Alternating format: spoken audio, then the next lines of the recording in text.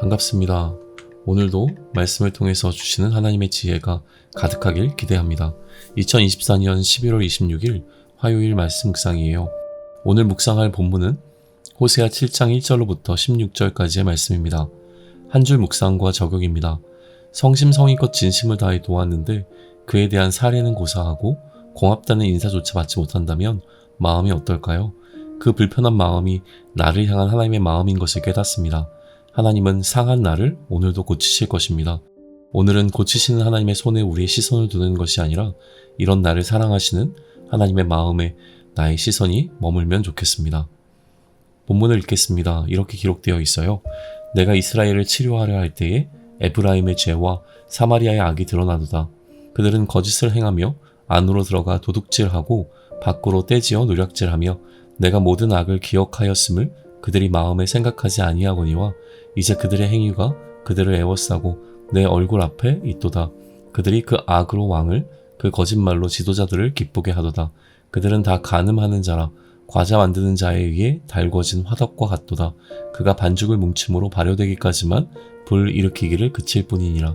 우리 왕의 날에 지도자들은 술의 뜨거움으로 병이 나며 왕은 오만한 자들과 더불어 악수하는도다.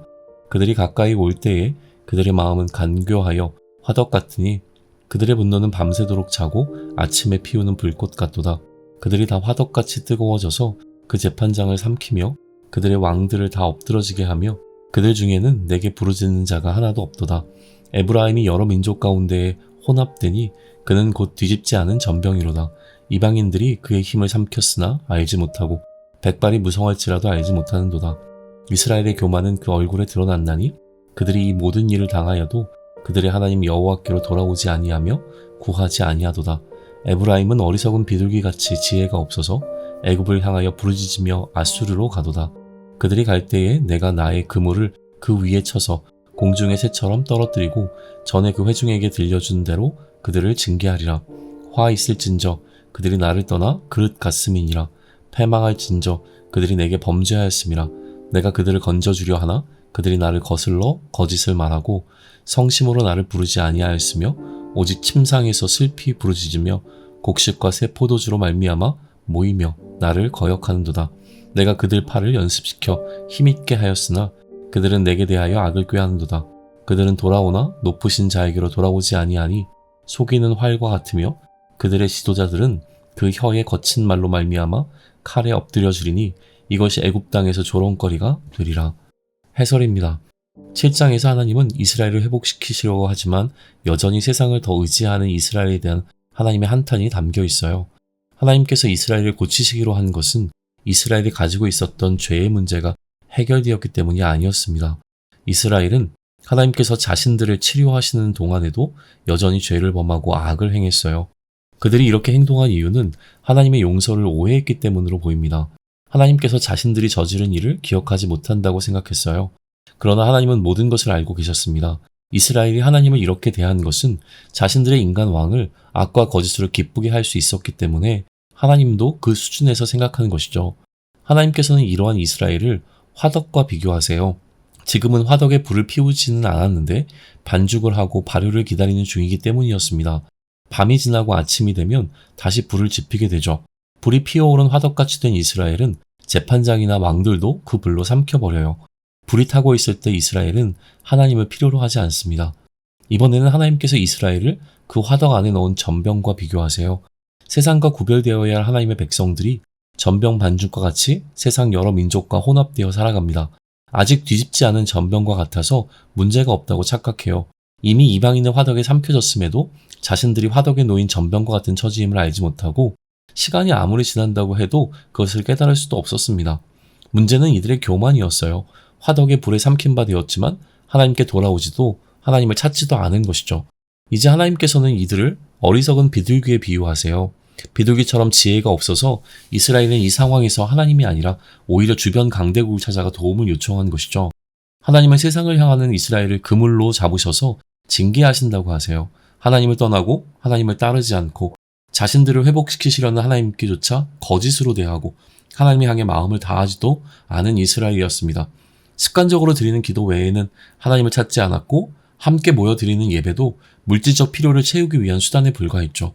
하나님은 이들을 훈련시키시며 강하게 만드셨지만 그 강함으로 오히려 하나님께 악을 행하려고 했어요. 하나님께 돌아왔다고 하지만 이스라엘은 하나님께 돌아온 것이 아니었습니다. 애굽의 왕이 아니라 하나님을 섬기겠다면서 출애굽했던 이스라엘이 하나님이 아니라 다시 애굽에게 도움을 청하는 이러한 모습은 비웃음거리가 되기에 충분했어요. 적용입니다. 이스라엘을 향한 하나님의 안타까움이 담긴 호세아 7장 앞에서 나의 모습이 보입니다. 지금 나는 소위 신앙생활을 하고 있어요. 세상이 아니라 그리스도의 질서를 따르겠다고 애쓰며 살아가고 있죠. 그러나 나에게 세상을 향한 마음이 없는 것이 아닙니다. 반죽이 발효되어 있는 동안 잠시 불을 지피지 않고 있는 화덕과 같이 세상을 향한 마음에 잠시 불이 일어나지 않은 것뿐이에요. 그러나 이 화덕에 불이 지펴지는 순간 나는 모든 것을 태울 수 있다는 자신감으로 더 이상 하나님을 찾지 않고 내 뜻대로 내 맘대로 살아갈 것이 분명합니다. 나 스스로를 화덕이라고 생각하는 나를 향해 하나님은 오히려 너는 화덕 안에 놓인 뒤집지 않은 전병과 같은 존재라고 말씀하세요. 지금은 괜찮아 보이지만 나는 세상이라는 화덕 안에서 불살라지고 있는 중인 것이죠. 내 처지를 깨닫게 되었을 때도 나는 하나님을 찾는 것이 아니라 하나님보다 나를 도울 힘이 더 있을 것이라고 여기는 대상을 찾아갑니다. 심지어 하나님의 일을 한다고 하면서도 하나님을 의지하는 것이 아니라 물질의 힘을 필요로 해요. 그래서 하나님을 잘 찾지도 않지만 어쩌다 하나님을 찾는 경우는 나의 물질적 필요를 채워달라고 기도해야 할 때인 것이죠. 이런 나는 세상의 비웃음거리가 됩니다. 세상의 질서가 아니라 하나님의 질서를 따라 살겠다며 거창하게 뛰어나왔지만 결국 나는 여전히 나의 애굽인 세상을 향해서 도와달라는 구조의 신호를 담은 비둘기를 날려보내고 있는 것이죠. 하나님께서 나에게 능력을 주셨음에도 나는 그 능력을 나를 위한 목적으로 사용하며 마치 내가 원래 가지고 있었던 나의 능력인 것으로 착각하며 살고 있습니다. 나도 이런 내 자신이 답답한데 하나님은 나를 보시며 얼마나 답답해 하실까요? 그런데 이 답답한 마음이 오늘 나와 우리에게 주시는 은혜인 것을 깨닫습니다. 이 답답함을 느끼지 못하고 오히려 나는 나름 괜찮다고 생각하는 마음을 교만이라고 하시기 때문이에요. 하나님께서 나를 고쳐 사용하기로 하신 이유는 내가 행한 것을 잊으셨기 때문이 아닙니다. 모든 것을 낱낱이 알고 계시지만 그럼에도 불구하고 폐기 처분이 아니라 복구를 결정하신 것이죠. 하나님이 그 결정을 후회하시지 않도록 오늘을 살아보겠습니다. 한 줄 묵상과 적용입니다.